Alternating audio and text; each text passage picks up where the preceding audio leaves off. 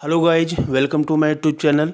चलिए आज SSC CGL के थर्ड शिफ्ट में पूछे गए जीके जीएस और करंट अफेयर के सभी क्वेश्चन को एक बार देख लेते हैं और उससे मोस्ट एक्सपेक्टेड क्वेश्चन क्या बन सकते हैं जो कि अगले शिफ्ट वालों के लिए फ़ायदेमंद होगा या आगे वाले दिन के एग्जाम के लिए बेनिफिट होगा। तो आइए देखते हैं बिना देर किए हुए। पहला प्रश्न यहाँ पर दिया गया है, वास्को डिगामा भारत कब आया था। तो ये प्रश्न पूछा गया है, काफ़ी पॉपुलर प्रश्न है, सबको इसका आंसर मालूम ही होगा। वास्को डिगामा 1498 में भारत में आया था, केरल के कालीकट पर। देखिए इसके बारे में थोड़ा सा और डिटेल जानकारी ले लेते हैं। वास्को डिगामा एक पुर्तगाली खोजकर्ता थे, ठीक है भाई। वह समुद्र के रास्ते भारत पहुंचने वाला पहला यूरोपी है। वास्को डिगामा 20 मई 1498 को कालीकट केरल है में भारत आया था। वास्को डिगामा के आगमन के दौरान कालीकट के राजा समुद्री, जिसको जमोरिन कहते हैं, ये उसका स्वागत किए थे और 29 अगस्त 1498 को वास्को डिगामा कालीकट से रवाना हो गया, ठीक है। 1502 में वास्को डिगामा ने भारत में वापसी की। उन्हें 1524 में वायसराय की उपाधि के साथ भारत के राज्यपाल के रूप में नियुक्त किया गया और 1524 में कोच्चि में वास्को डिगामा की मृत्यु हो गई, ठीक है। तो ये वास्को डिगामा से संबंधित प्रश्न। चलिए आगे बात कर लेते हैं। पूछा गया था मौलिक अधिकार हमारे संविधान के किस भाग में है। तो देख लीजिए भाई, ये इससे जो है क्वेश्चन काफ़ी पूछे जा रहे हैं और हमको जहाँ तक यदि देखा जाए तो मौलिक अधिकार से संबंधित हर शिफ्ट में एक प्रश्न आ रहे हैं, तो इसको आप लोग अच्छे से देख कर जाएं।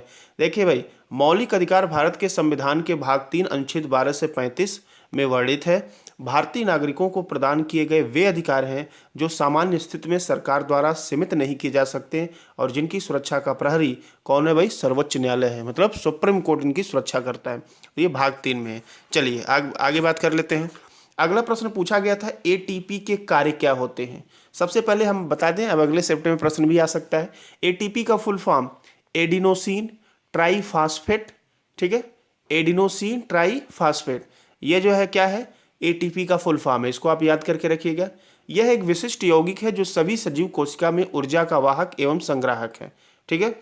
चलिए, और यह क्या है, एटीपी एक कार्बनिक यौगिक है। थोड़ा सा और इसके बारे में बात करें। कार्य पूछा गया था, तो इसके जो कार्य हैं, यह कोशिकाओं के अंदर ऊर्जा का संवहन एवं संचयन करता है, ठीक है। दूसरा, विभिन्न रसायनों का संश्लेषण इन्हीं की सहायता से होता है और यह कोशिका का प्रमुख अवयव है। तो इसका मुख्य कार्य यही है कि यह कोशिकाओं के अंदर ऊर्जा का संवहन एवं संचयन करता है। क्लियर है। चलिए अगला प्रश्न देख लेते हैं। पूछा गया था कि जो तुर्क साम्राज्य था, ये कब से कब तक था, ठीक है। तो देख लीजिए, ओटोमन साम्राज्य को हम तुर्क साम्राज्य या उस्मानी साम्राज्य के नाम से जानते हैं। तो ध्यान से सुनिएगा, इसको ओटोमन साम्राज्य भी कहते हैं, तुर्क साम्राज्य भी कहते हैं और उस्मानी साम्राज्य कहते हैं, ठीक है। यह साम्राज्य यूरोप, एशिया, अफ्रीका महाद्वीप पर फैला हुआ था और यह 1299 से 1922 तक अर्थात 600 वर्ष से भी अधिक समय अस्तित्व में रहे। इस साम्राज्य की भौगोलिक स्थिति के कारण इसका यूरोप तथा अरब इतिहास में महत्वपूर्ण योगदान है। आगे बात कर लेते हैं। पूछा गया था कि मोहिनी अट्टम जो है क्या है, ठीक है। तो इसमें ये नहीं बताना था किस राज्य की, नहीं, ये ऑप्शन में आपका था एकल नृत्य, ठीक है। तो मोहिनी अट्टम केरल की एकल नृत्य परंपरा है जिसे प्रकृति नामक एक युवती ने नृत्य और संगीत के माध्यम से स्वयं को मंदिर के देवता को समर्पित करने के लिए किया था। यह मंदिर की परिसीमा के अंदर देवदासियों की परंपरा से जुड़कर मंदिर अनुष्ठान के रूप में विकसित हुआ था। तो इसको ध्यान देंगे। ये तो नृत्य से तो पूछा ही जा रहा है, उसमें दिन प्रतिदिन डिटेल।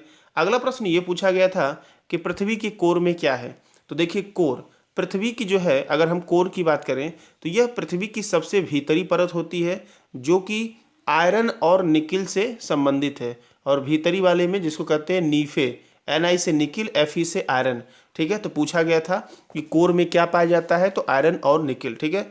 यह पृथ्वी की सबसे भीतरी परत है। इसमें उच्चतम घनत्व, जैसे जैसे नीचे जाएंगे घनत्व अधिक होगा। निकिल और आयरन यानी नीफे के भारी खनिज हैं। बाहरी कोर तरल है जबकि आंतरिक कोर ठोस है। अब जो आपका जो कोर है ना, उसको भी दो पार्ट में बांटा गया है, एक बाहरी एक आंतरिक। तो बाहरी वाला तरल है, ठीक है। आगे बात कर लेते हैं। अगला है Gutenberg discontinuity mantle core boundary है, ठीक है। मेंटल कोर की जो बाउंड्री है ना, और तो उसे कहते हैं गुटेनबर्ग डिसकंटिन्यूटी। लेहमन विच्छेदन बाहरी और आंतरिक कोर के बीच की सीमा है। कोर में जैसे दो हो गया, एक बाहरी एक आंतरिक, उनके बीच की सीमा को लेहमन विच्छेदन कहते हैं। एग्जाम में बहुत बार पूछा गया भाई। पृथ्वी की त्रिज्या का लगभग 6400 किलोमीटर है। ठीक है, ये जो है पृथ्वी की त्रिज्या का लगभग 64, पृथ्वी की त्रिज्या बताया गया है लगभग 6400 किलोमीटर है, जिसमें से 0 से 40 किलोमीटर क्रस्ट है, 40 से 2900 किलोमीटर मेंटल और 2900 से 6400 किलोमीटर का कोर है। ठीक है, तो सबसे ऊपर क्रस्ट, फिर मेंटल, फिर कोर। ठीक, आगे बात कर लेते हैं। अब देखिए थोड़ी सी भूपर्पटी के बारे में बात कर लें। नेक्स्ट शिफ्ट वालों के लिए क्या प्रश्न बन सकता है। देखिए भूपर्पटी जो होता है, क्रस्ट जिसे कहते हैं, यह पृथ्वी का सबसे बाहरी ठोस हिस्सा है। महाद्वीपीय भूपर्पटी की तुलना में समुद्री भूपर्पटी पतली होती है। समुद्र वाला पतला होता है, क्यों भाई, वो गाढ़ा है तो पतला होगा ही। पृथ्वी की भूपर्पटी का लगभग आधा भाग ऑक्सीजन से बना है। भूपर्पटी के ऊपरी हिस्से में सियाल यानी सिलिका और एल्युमिनियम होता है। ठीक है, सियाल सिलिका और एल्युमिनियम होता है। भूपर्पटी के निचले हिस्से में यानी सिलिका और मैग्नीशियम सीमा कहते हैं। ठीक है, कॉनराड डिस्कनेक्टिविटी वह सीमा है जो भूपर्पटी के ऊपरी और निचले हिस्से को अलग करता है। तो ये भी एग्जाम में पूछा जाता है कि भूपर्पटी के दो हिस्से, ऊपरी और निचले, दोनों को कौन डिस्कनेक्ट करता है, तो वह है कॉनराड। ठीक है, चलिए आगे बात कर लेते हैं। मेंटल की भी बात कर लेते हैं। तो यहाँ पर देखिए, यह पृथ्वी की भूपर्पटी के ठीक नीचे की परत है। भूपर्पटी और मेंटल के ऊपर वाले भाग को लिथोस्फीयर कहा जाता है। मेंटल के ऊपरी हिस्सों को एथनोस्फीयर कहा जाता है और मोहरोविचिक डिस्कंटिन्यूटी क्रस्ट को मेंटल से अलग करती हैं। ठीक है, तो ये ध्यान दीजिएगा। और यहाँ पर आपको देखिए हम इमेज दिखा दें। ये आपको जो है देखिए ऊपर लिथोस्फीयर दिया गया है, ये आपका धरती है, नीचे यहाँ पर समुद्र है, इसका पतला है। क्रस्ट दिया है 0 से 100 किलोमीटर की इसकी जो है मोटाई है। इसके बाद एथनोस्फीयर है, मेंटल आ गया क्रस्ट के बाद, ये 2900 किलोमीटर तक चला मेंटल। मेंटल के बाद ये नीचे और आएंगे तो यहाँ पर कोर आ गया। ठीक है, यहाँ पर इनर है, आउटर है, सब कुछ दिया गया है। चलिए आगे बात कर लेते हैं। ठीक है, इतने प्रश्नों की जानकारी मिली है, बाकी मिलते हैं अगले शिफ्ट में। आप लोग रिवीजन करके जाएं, तब तक के लिए धन्यवाद।